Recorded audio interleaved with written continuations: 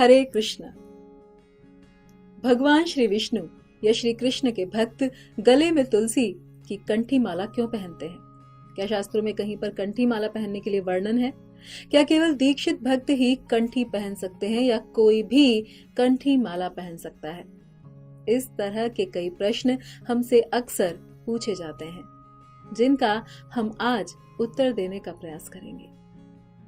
शास्त्रों में कई जगह आप पढ़ सकते हैं कि जो लोग आध्यात्मिक उन्नति करना चाहते हैं उन्हें तुलसी की कंठी माला पहननी चाहिए। कंठ यानी गला, तो जो तुलसी माला गले में पहनी जाती है उसे कंठी कहते हैं।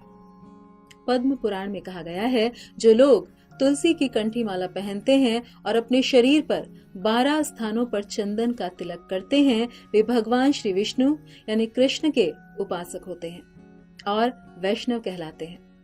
उनकी उपस्थिति से सारा ब्रह्मांड शुद्ध होता है और अपनी उपस्थिति से ऐसे भक्त किसी भी स्थान को बैकुंठ की तरह शुभ व पवित्र बना सकते हैं। स्कंद पुराण में भी कहा गया है कि जो लोग गोपी चंदन से अपने ललाट और शरीर को भूषित करते हैं और गले में तुलसी माला यानी कंठी धारण करते हैं, उन्हें यमराज के दूत छू भी नहीं पाते। इस संदर्भ में यमराज ने अपने दूतों को निर्देश दे रखे हैं कि जिस व्यक्ति के मुख में हरि नाम और गले में तुलसी की कंठी हो, उनके निकट नहीं जाएं।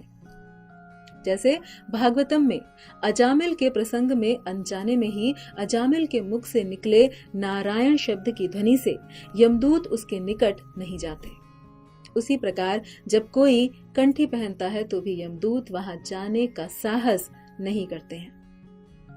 पद्म पुराण में स्नान के समय तुलसी की महिमा बताते हुए श्री व्यास देव जी कहते हैं कि स्नान के समय तुलसी माला यानी कंठी जिसके कंठ में है, उसे संपूर्ण धरती के सारे तीर्थों में स्नान करने का फल मिल जाता है।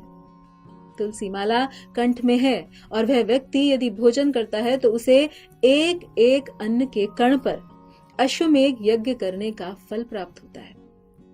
तुलसी की सूखी लकड़ी को यज्ञ की अग्नि में छोड़ करके उस अग्नि में यदि व्यक्ति आहुति देता है तो एक एक तिल, एक एक जौ, एक एक चावल के ऊपर उसको एक एक अश्वमेघ यज्ञ करने का फल मिलता है।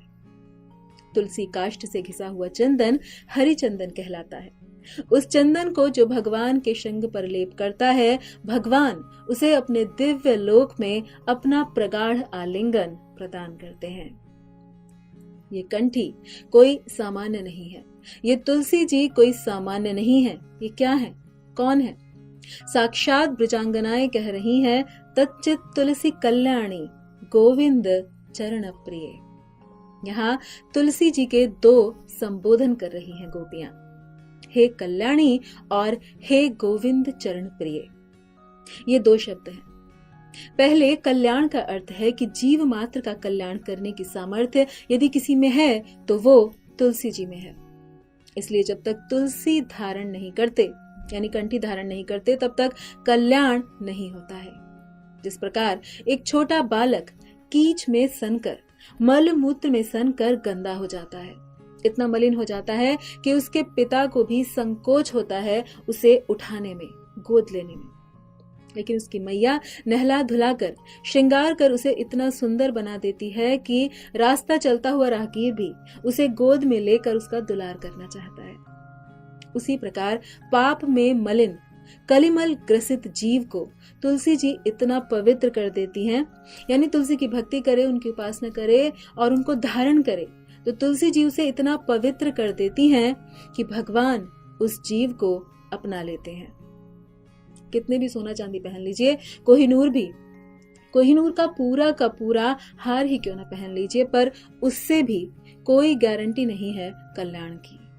पर मरते समय यदि तुलसी का एक दाना भी कंठ में होगा तो गारंटी है कि आप नर्क नहीं जाएंगे। इतनी महिमा है तुलसी की। कंठी माला धारण करने के विषय में तथ्य ये है कि कंठी माला कोई भी धारण कर सकता है, परंतु अच्छा ये होगा कि वो इन 4 नियमों का पालन करते हुए ही कंठी धारण करे। और ये 4 नियम हैं। पहला, मांसाहार न करना।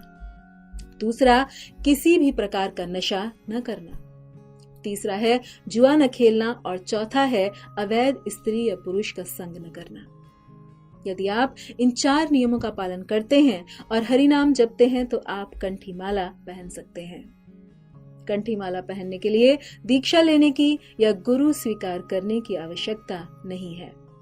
जो दीक्षित भक्त हैं उन्हें 3 घेरों में कंठी माला पहननी चाहिए, किंतु जिनकी दीक्षा नहीं हुई है वे 1 या 2 घेरे में कंठी माला पहन सकते हैं। इसके संदर्भ में इस्कॉन के संस्थापक आचार्य श्रील प्रभुपाद कहा करते थे कि जिस प्रकार सड़क पर आवारा घूम रहे कुत्तों को नगर पालिका की गाड़ी उठा कर ले जाती है, लेकिन जिन कुत्तों के गले में पट्टा बंधा होता है उन्हें पालतू जानकर वहीं छोड़ देती है, ठीक ऐसे ही जब हम गले में कंठी पहनते हैं तो मृत्यु के समय उस कंठी को हमारे शरीर में देखकर, हमारे गले में देखकर यमदूत उस व्यक्ति को भगवान श्री विष्णु का भक्त जानकर हाथ नहीं लगाते और इस तरह कंठी पहनने वाला नरक नहीं जाता। हमारे वेदों में लिखा है, वेद की एक ऋचा है कि अन्नो हम अन्नदासक्तम, यानी मुक्तात्मा जीव जब भगवान के निकट जाता है तो वह कहता है कि हे प्रभु, मैं आपका अन्न हूँ, भोग्य हूँ और आप मेरे अन्नाद हैं, भोक्ता हैं। और भगवान भोग कब लगाते हैं? हमारे शास्त्रों के अनुसार जब तुलसी भोजन में हो तब। उसी प्रकार हम सब भगवान के भोग्य हैं। जब हम तुलसी धारण करते हैं या संत सद्गुरुदेव या आचार्य जन तुलसी कंठ में विराजमान कर देते हैं, यानी हम कंठी पहनते हैं, तो वो जीव भक्ति का भोग्य हो जाता है। फिर भगवान उस जीव के गुण दोष पर विचार नहीं करते और उसे अंगीकार कर लेते हैं। तुलसी श्री भगवान को अत्यंत प्रिय है और उसके बिना वे कुछ भी स्वीकार नहीं करते। इसलिए वैष्णव जन तुलसी माला गले में पहनकर भगवान के प्रति अपने प्रेम भाव को प्रकट करते हैं।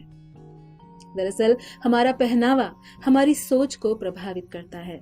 इसलिए यदि आप कंठी माला पहनते हैं तो इस प्रकार आप स्वयं को दूसरों के समक्ष भक्त के रूप में प्रस्तुत करेंगे और इस प्रकार आपकी भक्ति तो दृढ़ होगी ही और आप निषिद्ध कर्मों से भी बचे रहेंगे।